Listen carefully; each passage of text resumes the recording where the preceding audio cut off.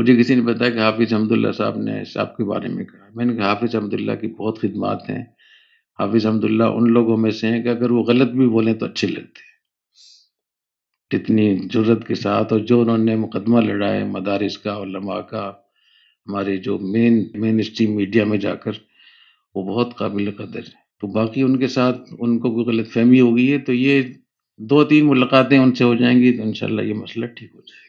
چلو، تو میں نے وہاں ہمارے گروپ ہے تو اس میں کسی نے بہت پریشان ہو کر ان کا وہ شیئر کیا کہ انہوں نے آپ کے بارے میں یہ کہا ہے، تو میں نے کہا چڑھی ہے یہ ندی اتر جائے گی، مگر یہ گھڑی بھی گزر جائے گی۔ جب بھی آدمی کسی وقت مشتعل ہوتا ہے تو وہ ایک حد تک ہوتا ہے، اس کے بعد آہستہ آہستہ وہ نیچے آنا شروع ہو جاتا ہے۔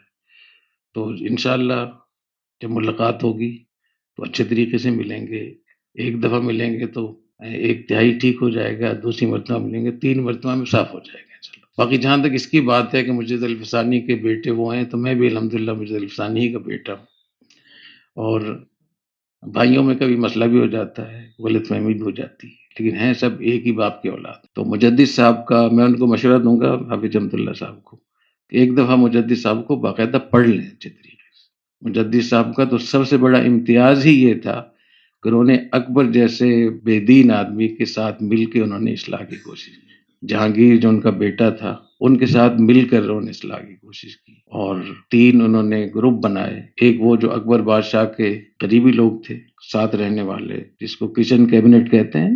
دوسرے نمبر پہ وہ لوگ جو بیوروکریسی میں اور فوج میں بڑی حیثیت رکھتے تھے، ان کی فہرست بنائی۔ تیسرے نمبر پہ وہ لوگ جو مؤثر تھے، کچھ نواب تھے، بڑی شخصیات تھیں، تو ان سے انہوں نے تعلقات قائم کیے، اور اس حد تک تعلقات قائم کیے جو ان کے خطوط ہیں، جو انہوں نے اکبر بادشاہ کو، جہانگیر کو، بیوروکریسی کو لکھے، علماء کو لکھے، وہ سب ان کی پوری ایک تفصیل ہے۔ اس کو پڑھیں گے تو آپ کو اندازہ ہوگا کہ بنیادی طور پہ یہ استدلال ہی ٹھیک نہیں ہے۔ مجد الفسانی جو ہے وہ تو ایک وہ ہے، نام ہے اس کا کہ آپ کو اصلاح کرنے کے لیے ضروری نہیں کہ آپ اپوزیشن بن کر جائیں، آپ اس نظام کے اندر گھس کر بھی اصلاح کر سکتے ہیں۔ یہ مجدد صاحب کی بہت بڑی ان کی تجدیدی کارنامہ تھا ان کا، اور حضرت مولانا ابو الحسن علی ندوی رحمہ اللہ تعالیٰ نے اس پر پوری ایک کتاب لکھی ہے۔ دعوت و عزیمت کے جو 6-7 حصے ہیں نا جلدیں، اس میں ایک جلد پوری اس کے اوپر ہے۔ اس میں پورا لکھا ہے کہ اکبر نے کس طریقے سے قرآن حدیث کے خلاف بات کی، اور انہوں نے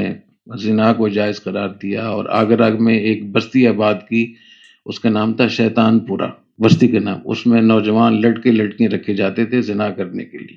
سورج کی پوجا وہ کرتا تھا اکبر، اور 1000 نام سورج کے انہوں نے یاد کیے ہوئے تھے، روزانہ ان کو ورد کے طور پہ پڑھتا تھا۔ خنزیر کو نہ صرف جائز قرار دیا، بلکہ خنزیر کو انہوں نے کہا کہ مقدس جانور ہے، اس کو دیکھنا بھی عبادت ہے۔ نکاح پہ پابندی لگا دی، مسجدوں میں پابندی لگا دی۔ تو اتنا بڑا فتنہ جو اکبر کے زمانے میں دین اکبری مشہور تھا، اس کو مجدد صاحب نے کیسے سامنا کیا؟ مجدد صاحب نے سامنے 3 راستے تھے۔ ایک راستہ یہ تھا کہ ان سے ہتھیاروں کے ساتھ لڑتے، جو شرعاً جائز تھا، کیونکہ یہ تو کفر بوا تھا نا یہ، لیکن انہوں نے دیکھا کہ اس کا طاقت نہیں تھی ان کے پاس لڑنے کی۔ دوسرے کہ وہ خاموش ہو جائیں، تو انہوں نے سمجھا کہ یہ بھی جائز نہیں ہے۔ تیسرا راستہ یہ تھا کہ ہم انہی لوگ، ہمارا اپنا ملک ہے، ہماری اپنی ایک ریاست تھی، یہ لوگ اگر خراب ہو گئے ہیں تو خراب شدہ لوگوں کو ٹھیک کرنے کی کوشش کرنی چاہیے۔ یہ بیڑا اٹھایا انہوں نے، اور اس کے بعد انہوں نے جس طریقے سے اپنے خلفاء کو، اپنے شاگردوں کی تشکیلات کی، اور خود انہوں نے جس طریقے سے کام کیا، تو وہ پڑھنے سے تعلق ہے اس کا۔ تو حضرت مولانا علی ندوی رحمہ اللہ تعالیٰ کا وہ جو جلد ہے، جس میں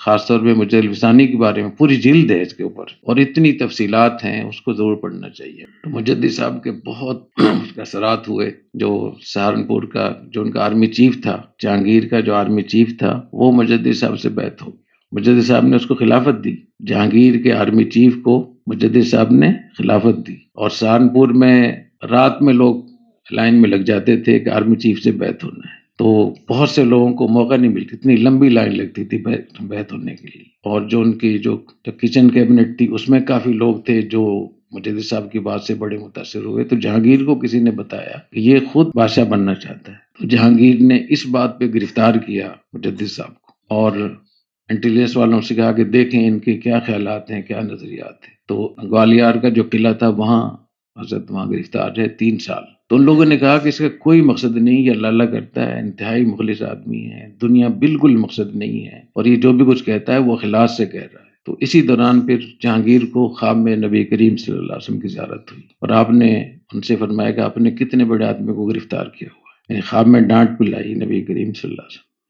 تو صبح ہوتے ہی جہانگیر نے رہا کرنے کا اعلان کیا کہ مجدد صاحب کو رہا کیا جائے، اور ان کو کچھ تحفے تحائف کچھ چیزیں وہ بھیجیں، مجدد صاحب کو یہ دیتے ہیں اور ان کو چھوڑ دیں۔ جب گھر چلے گئے تو جہانگیر کیونکہ خواب بھی دیکھ چکا تھا، اپنی انٹیلیجنس کی رپورٹ بھی آ گئی تھی کہ ان کا کوئی مقصد نہیں ہے ان کا، تو انہوں نے پھر اپنا ایک ایلچی بھیجا جہانگیر نے مجدد صاحب کے گھر پہ، وہ کہا کہ آپ یہاں رہنا چاہیں یہاں بھی آپ کو اجازت ہے، اور اگر شاہی لشکر کا حصہ بننا چاہیں تو اس کی بھی آپ کو آفر کرتے ہیں، پیشکش کرتے ہیں۔ تو مجدد صاحب نے کہا کہ اس سے بڑھ کر میرے لیے کیا سعادت ہوگی کہ میں شاہی لشکر کا حصہ بن جاؤں۔